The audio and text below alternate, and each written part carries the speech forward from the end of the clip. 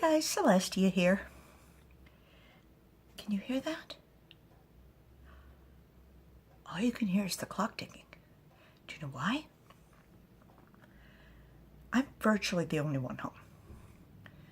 My son is downstairs. He had a rough day at work, so he's resting.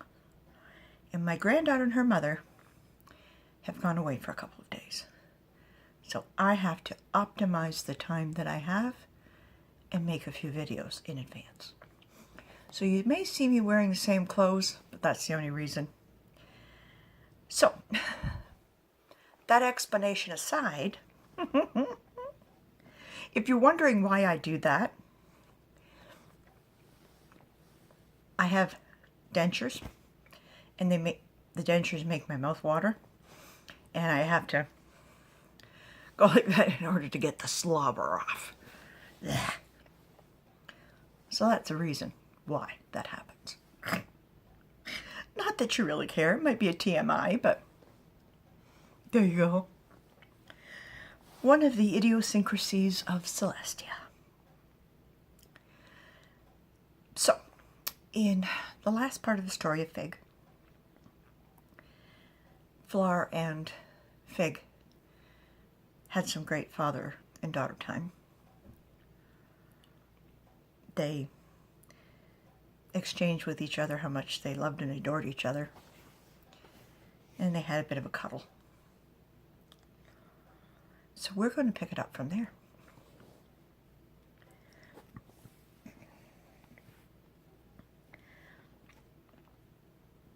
Flower is the first one to break the cuddling. And he says, as much as I would love to sit here with you all day, he says, I really can't. She says, am I keeping you from something important, Father? He says, just chiefly duties. He said, I need to meet with the elders. You know, I need to get some crews into those houses to get this stuff out. He said, don't forget. He said, pick whichever house you want, and you can go to stores.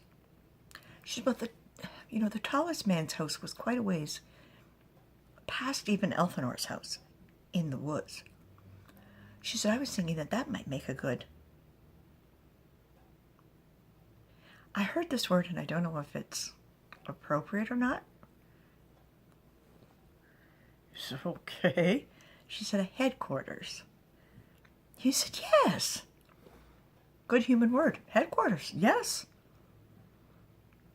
He said, very good, yes. He said, for your group? For yours and Eldred's group? He said, yes. It's wonderful. So they hear from the door, and they both look, and there's Glyneth standing there. She said, what's going on here? She said, why wasn't I invited to the cuddle? He says, well, then get over here, silly woman. So she kind of trots over and sits down next to Fig, and they hug each other again. He says, you two stay here.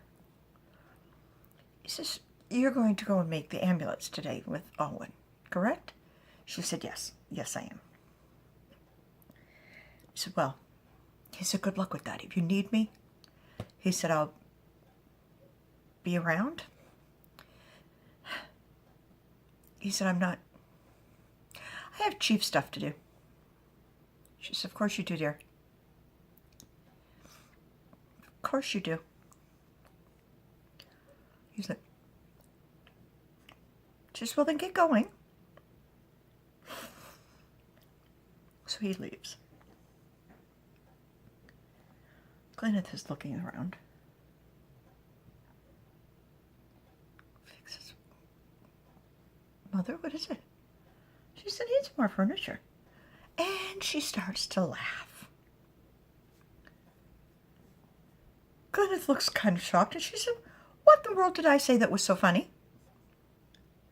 She said, well, when Eldred and I came up here, I said the same thing to him. And he agreed. She said, and then when Father came, he said the same thing, and I agreed. And now you. She said, great minds think alike. She said, that's true. That's true. Oh, she said, I wish I didn't have to go and make the amulets today, but I do. She said, well, you know, Mother, she said, Father said I could go to stores and take what I'd like. She said, oh, yes. She said, but I have a few things that I would like to give you for your house. She said, but, you know, she said, it's just, you know, little things. Really? She says, okay. She said, oh, stop being so silly. She said, well, don't you think you should get going then? And it's like, all right. She said, well, I can't even offer you a cup of tea, Mother, so. She said, where are you going to make tea? She said, I don't know. She said, I'm going to have to talk to Galan about that, seeing about making a kitchen. She said, Father said something about maybe he would make me a bathhouse.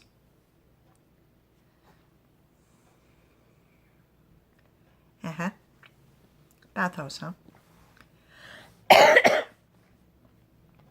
She said, yes.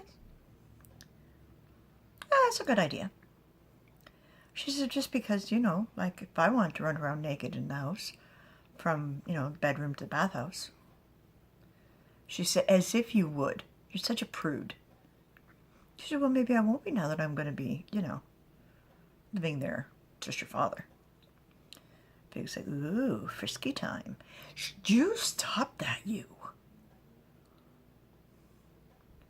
She said, or I'm going to start doing that once you and Eldred are mated. She said, once we're married, Mother. She said, now where did you hear that word? She said, from Father. He's going to start calling you his wife, you know. She says, is he really? Ooh. She says, I like that. Things like I didn't think you would. She said, well, she said, I've been calling him my husband, hoping that it was a hint. A subtle hint. She said, Mother, sometimes with men, you have to bash them over the head with things. She said, unfortunately, she said it's the same with women. I mean, men give out subtle signals, and sometimes we don't pick up on them, but she said, sometimes it's just best to ask the man.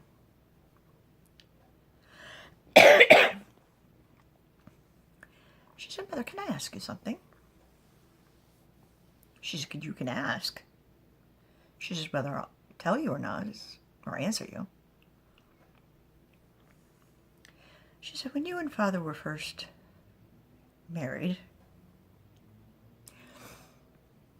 she said, was he really affectionate? She said, oh, yes. She said, and then his father died, and he became chief. But the affection was always there. She said, once the bedroom door was closed, the rest of the world just didn't matter. She said, then we had you, and we left the bedroom door open so we could hear you if we needed, but the affection was still there. She said, Mother, why didn't you ever have any other children? She said, we tried. Fig. She said, I was pregnant a couple of times. She said, but I lost them. What?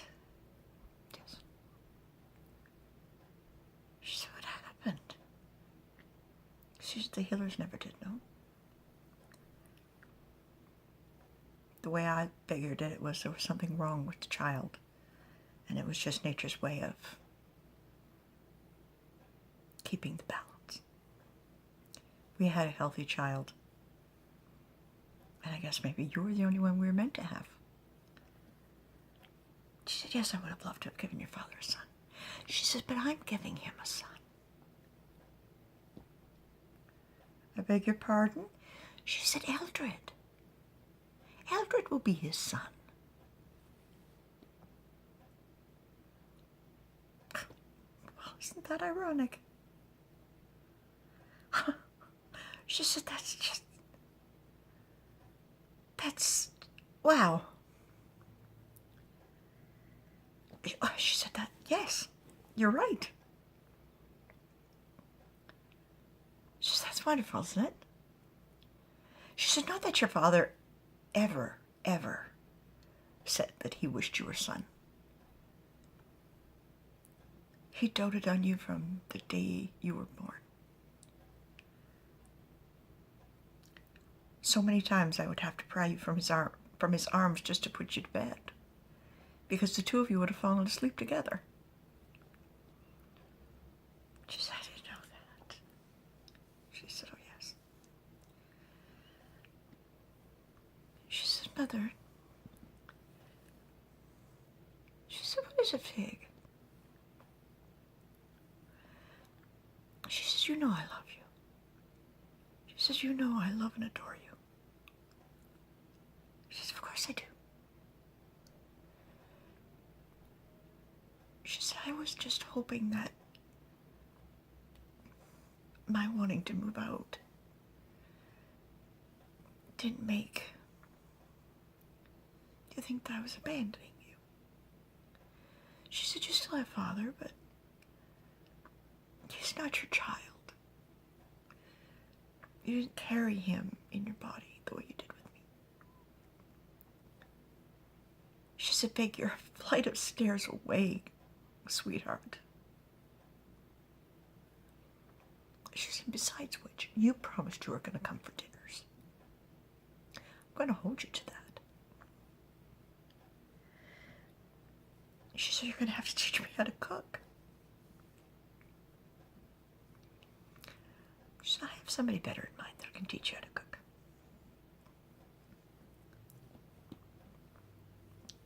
She says, okay. She said, when I tell you, you're going to laugh. She said, but the person I would want to teach me how to cook if I was young and beginning and just learning how to cook would be Meek. She said, Meek? The healer? She said, she's a marvelous cook. You could bring her scavenged greens and fruit and berries and nuts and mushrooms and tubers and all kinds of things that probably should never have gone together, and she would make something wonderful out of it.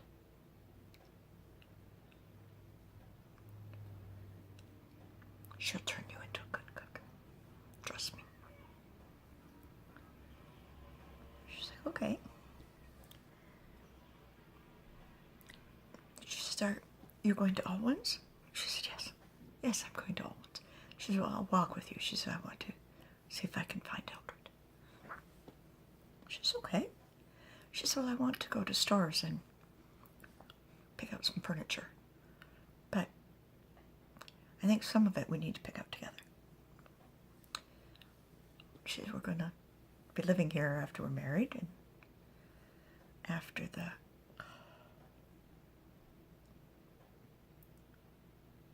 What is that ceremony called? She said, wedding? She said, yes, after the wedding.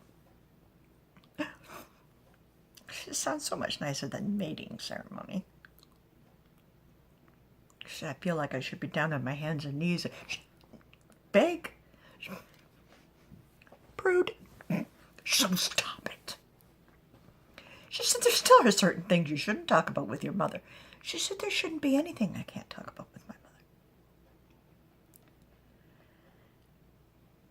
Well, she said, that being said, she said, let's go.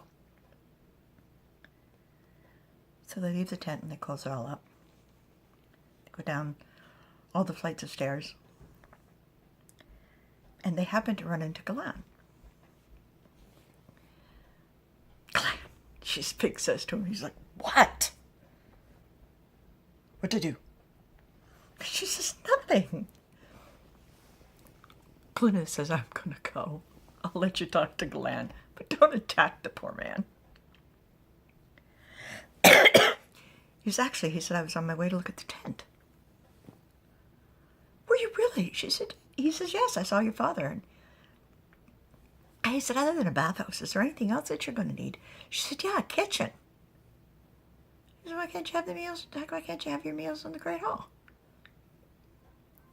She said, it might be nice for a newly married wife to cook meals for her husband. He said, what?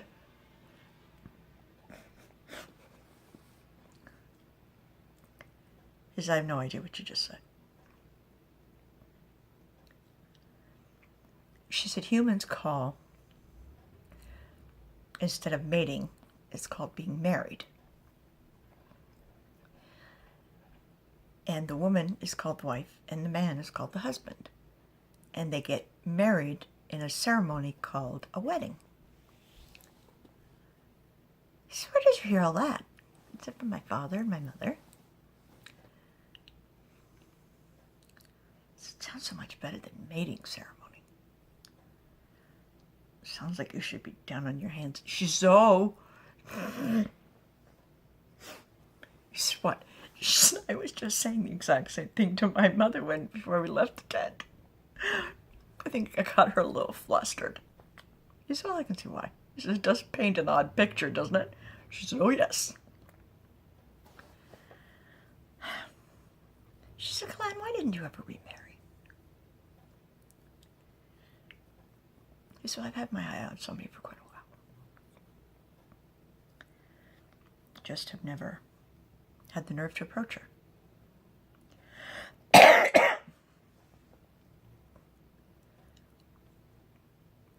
He says, what?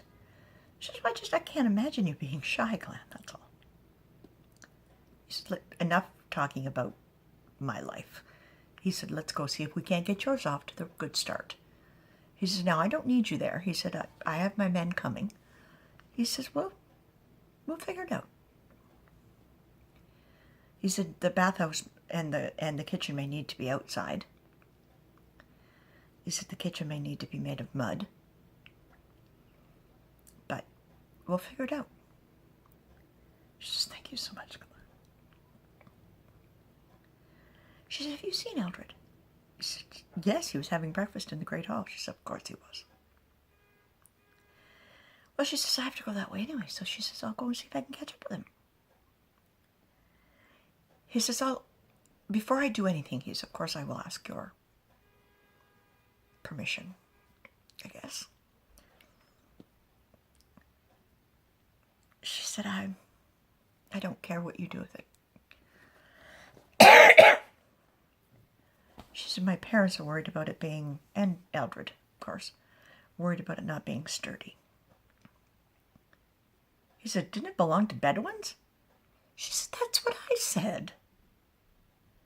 He said, the thing's probably still got sand in it from the last sandstorm. She said, I don't know.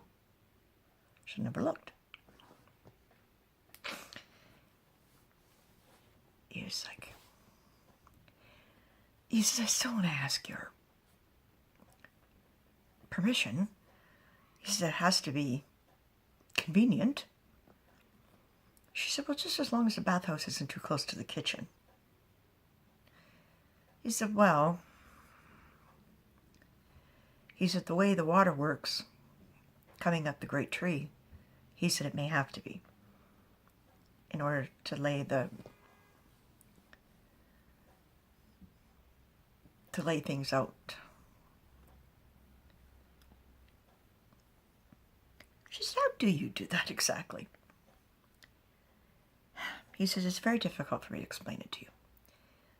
But basically, we hollow out some trees, small trees, saplings, because they are easily bendable. He said, we put them together with pitch, and then we put metal bands across it to hold it together. She said, I always wondered. Well, he said, now you know. thing is that the tent doesn't have a privy. He said, that's all right. We'll take care of that. She's so good. Thank you. She said, well, I have to go. He said, yes. He said, I'll let you know what I find, and we'll go from there. And that's where we're going to leave this part of the story. Wow. Things are really advancing for Fig. She's soon going to have a place of her own with a privy and a bathhouse and a kitchen. And she's on her way to find Eldred to pick out some furniture. How marvelous.